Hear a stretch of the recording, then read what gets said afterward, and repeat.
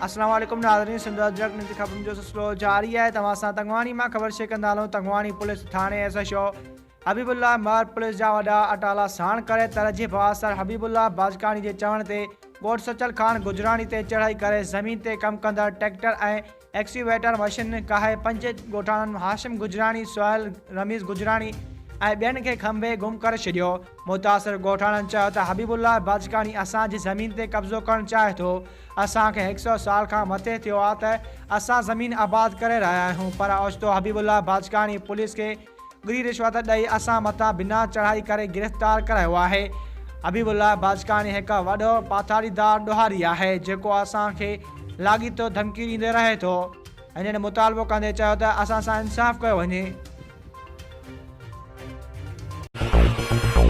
वधीक ख़बरूं ॾिसण लाइ विज़िट कंदा असांजी वेबसाइट www.sindhajraknews.com।